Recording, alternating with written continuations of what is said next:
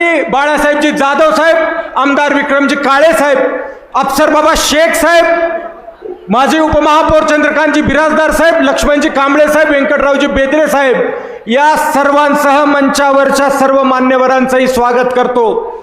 आज आपले लाडके नेते अजितदादा पवार साहेब हे प्रचार सभेच्या दरम्यान इथं उपस्थित आहेत। ही आज विजय संकल्प सभा आपण घेत आहोत आणि या सभेला दादा आलेत ते नुसते आलेले नाही आहेत, तर दादा आलेत ते लातूरकरांच्या विकासाची गॅरंटी घेण्यासाठी आलेले आहेत।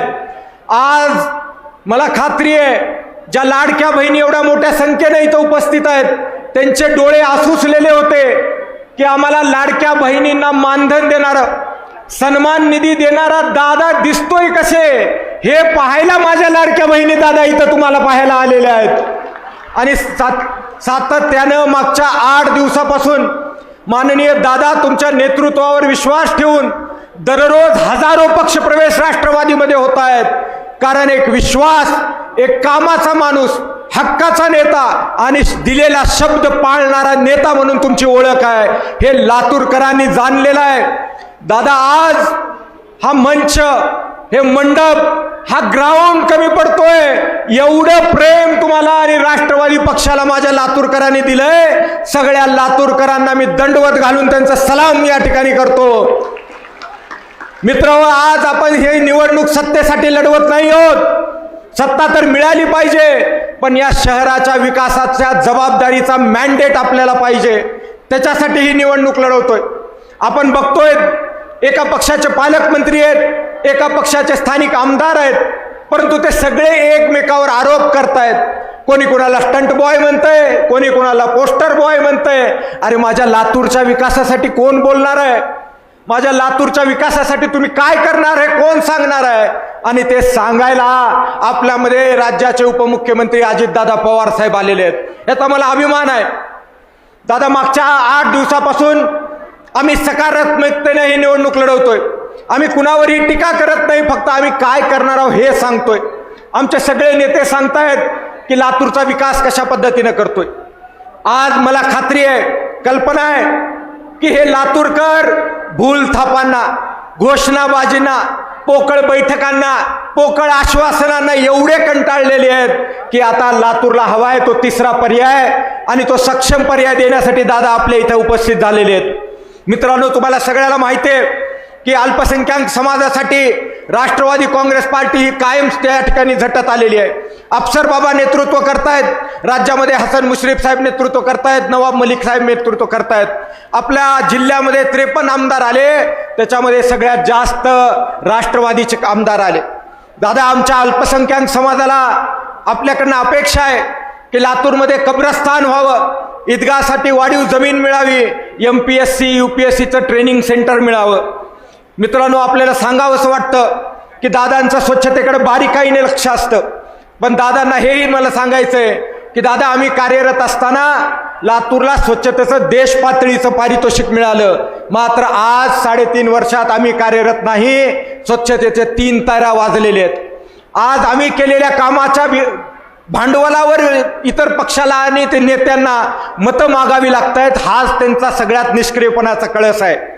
आज आपण बघतोय आमच्या 2.5 वर्षाच्या कार्यकाळामध्ये जी कामं झाली तीच कामं आज दाखवली जात आहेत। मी तर असं म्हणेन, याच कामाच्या जोरावर विधानसभा सुद्धा तुम्ही निवडून आलात, तुमच्यासारखं सांगण्यासारखं काहीही नाही आहे। माझं खुलं आव्हान राहणार आहे, तुम्ही सांगितलं, एका भाषणात बोलताना टीका केली की आम्ही पाठीमध्ये खंजीर खुपसला, आम्ही दल बदलला, आम्ही वेळ संधी साधू। अरे, खंजीर जर खुपसला असेल तर तो तुम्ही खुपसला लातूरकरांच्या पाठीमध्ये, मागच्या 17 वर्षात एकही काम न करता खुपसला। आम्ही दल बदला असेल तर तो लातूरकरांच्या सेवेसाठी आहे। कोरोनाच्या काळामध्ये कोण होते पालकमंत्री, कुठं होते खासदार आमदार? इथं होता तो फक्त विक्रांत आणि चंद्रकांत। रस्त्यावर थांबून लातूरकरांचा जीव वाचवला का नाही वाचवला? तुम्ही सांगा। मी जर खोटं बोलत असेल तर मी माय उगेल ती शिक्षा भोगायला तयार आहे। कोरोनामध्ये मला मूल झालं, मुलाचं तोंड 6 महिने बघितलं नाही, पण दादा ज्या पद्धतीनं राज्यामध्ये काम करत होते, लातूरमध्ये प्रत्येकाचा जीव वाचवण्याचं काम केलं। कुठं होता तेव्हा तुम्ही? आज सांगताय की अल्पसंख्याकाची मतं खाण्यासाठी आम्ही उभे आहोत. अरे मतं तर तुम्ही खाल्ली. अल्पसंख्याकाच्या मतावर तुमचे सगळे इमारती झाले, बुरुज झाले. तुम्ही अल्पसंख्याकाला काय दिलं? माझ्या ओबीसीला काय दिलं? माझ्या लिंगायताला काय दिलं? माझ्या मागासवर्गीयांना काय दिलं? माझ्या अल्पसंख्याक समाजाला एवढं सांगणं आहे, बस झाल्या बोलतापा. आता निवडून येणारी माणसं निवडा, हक्काची माणसं निवडा. तुम्हाला एकच सांगतो, बेवफा सनम से कब तक दिल लगाओगे? बेवफा सनम से कब तक दिल लगाओगे? वो झूठे वादे करते रहेंगे, तुम पछताते रह जाओगे. आपण आपल्या काळामध्ये ज्या ज्या योजना केल्या, सोलरचा प्रोजेक्ट असेल, वेस्ट टू एनर्जीचा प्रोजेक्ट असेल, महिलांना मोफत सिटी बस. दादा, एकमेव भारतातलं शहर आपलं आहे ज्याला आपण आपल्या कार्यकाळामध्ये महिलांना मोफत सिटी बस सेवा दिली. परंतु त्याच्यानंतरच्या सगळ्या योजनांना तुम्ही खीळ घालण्याचं काम केलं. कारण काय? तर श्रेय मिळता कामा नये. अरे आम्ही श्रेयासाठी काम करणारी माणसंच नाही आहोत, हेच तुम्हाला जाणवलं नाही. हेच तुमचं दुर्दैव आहे. आज भारतीय जनता पक्षाची लोक सांगतात की आम्ही काँग्रेसची बी टीम आहोत, भाजपाची बी टीम आहोत. ह्या माझा लातूरकर दाखवून देईल. अजितदादा पवार साहेबांच्या नेतृत्वामध्ये येणाऱ्या 16 तारखेला राष्ट्रवादी काँग्रेस ए फॉर अजितदादाची टीम असेल. हे आमच्या लातूरकरांनी निवडून द्यायचं ठरवले.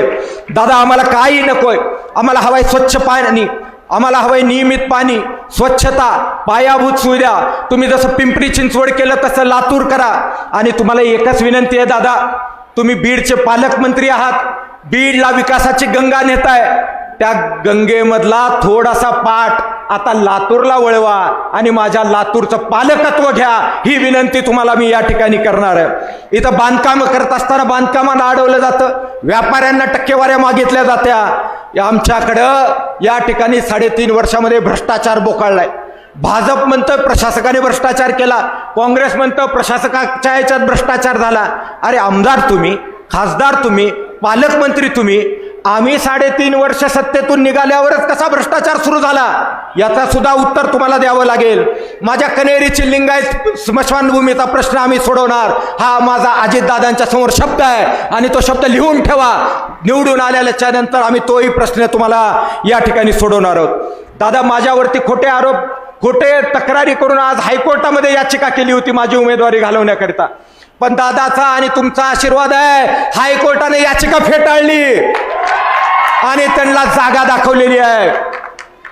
त्या ठिकाणी मला एकच कळत नाही, हा ओबीसी साठी झटणारा, अल्पसंख्याकासाठी झटणारा, लिंगायतासाठी झटणारा, मागासवर्गीयांसाठी झटणारा हा विक्रांत या प्रस्थापितांना का खुपतोय?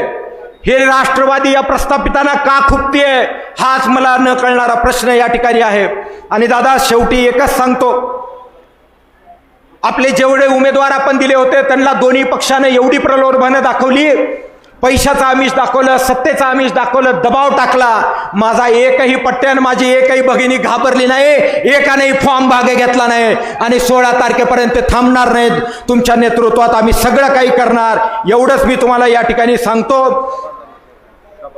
आमच्या झोपडपट्टीचे कबाले मिळाले पाहिजेत, ही सुद्धा माझ्याकडनं तुम्हाला दादा विनंती राहणार आहे. सर्वात मोठं, आमच्या नागरिकांच्या, आमच्या महापालिकेच्या कर्मचाऱ्यांची पगार होण्याकरिता GST अनुदान वाढवून देण्याचा शब्द जो तुम्ही दिलाय त्याला आपण पाळाल, त्याचा न्याय द्याल, हा विश्वास या ठिकाणी मला व्यक्त करावासा वाटतो. इतर आरोपांना मी उत्तर देणार नाही, कारण एकच सांगतो, हजारों सवालों से अच्छी है मेरी खामोशी, न जाने कितने सवालों के आबरू रखे हुए हैं.